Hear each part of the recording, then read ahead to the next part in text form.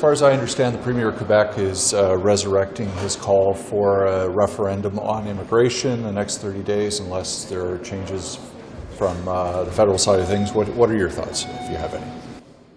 Well, look, any country that gives away its immigration powers to a third party, anyone else, a federated state, is no longer a country.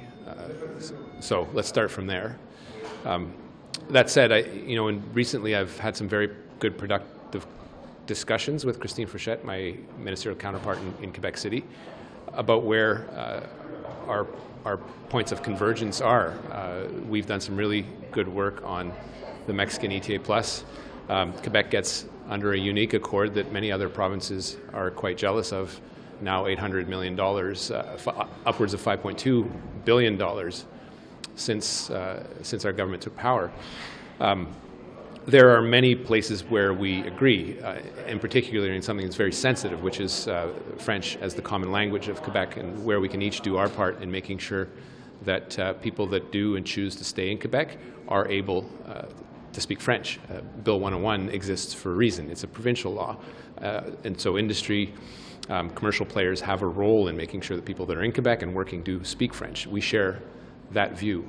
At the same time, I think, in my mind, this is a call to focus on our respective responsibilities that are quite extensive under the Quebec-Canada Accord, and to make sure we're doing them right.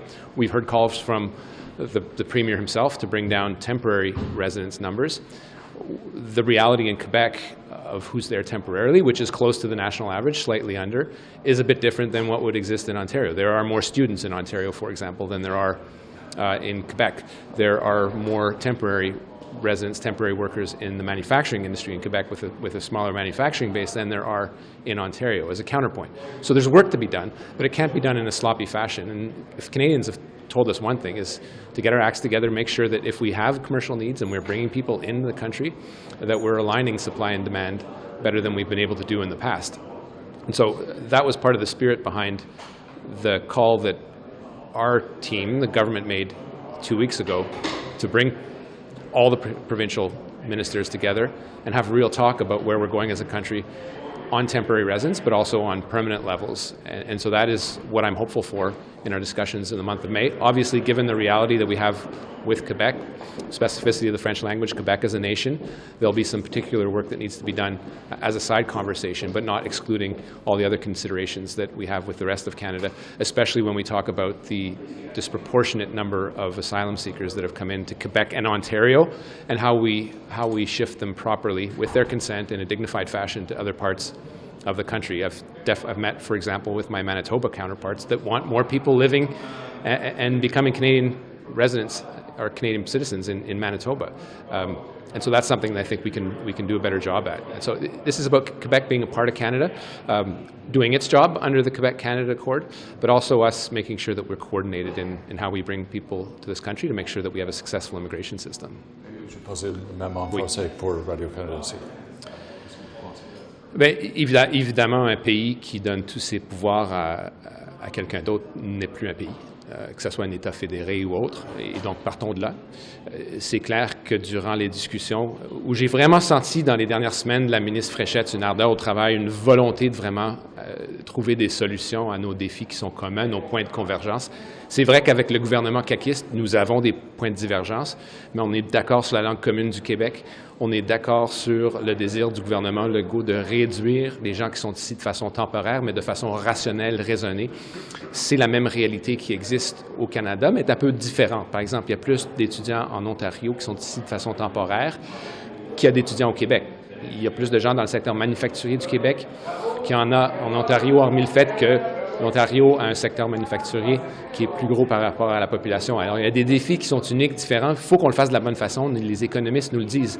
Réduire les gens qui sont ici de façon temporaire, c'est-à-dire que si les gens retournent chez eux ou qui s'intègrent à la résidence ou à la population qui est permanente, c'est une bonne chose.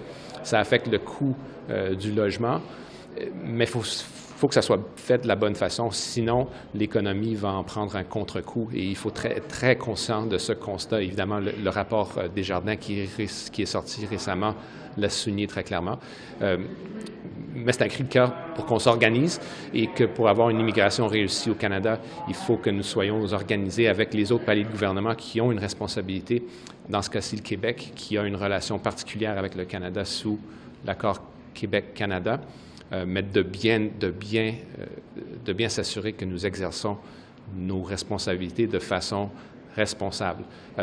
Tout particulièrement dans le cas des demandeurs d'asile qui sont ici en forte proportion, en proportion historique, le Canada n'étant pas isolé du reste du monde où les gens veulent se diriger dans des pays qui sont sûrs. Il y a un effort de répartition qui doit être fait. L'Ontario et le Québec ont une surcharge de demandeurs d'asile. Il y a d'autres provinces qui pourraient aider. On fait déjà ce travail, mais on pourrait mieux le faire. Donc, pour moi, c'est une question de partenariat, c'est une question de s'assurer que notre belle fédération travaille bien. Et je suis prêt à continuer ce travail avec la ministre Fréchette, ce que j'ai souligné quand je l'ai rencontré il y a à peine 2 semaines.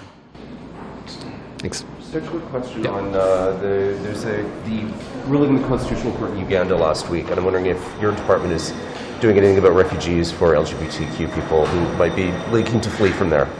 Well, as we've mentioned, Canada is where people are persecuted based on their sexual identity.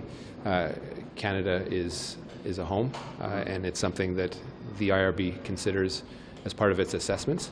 I won't superimpose my views as to what decisions are made by the Immigration and Refugee Board, but decisions are taken into account as to the realities that very vulnerable people suffer in their countries when the decision is made. And if you look at the numbers of people that are coming out of that particular region of Africa, the success rate tends to be higher than not. Thanks.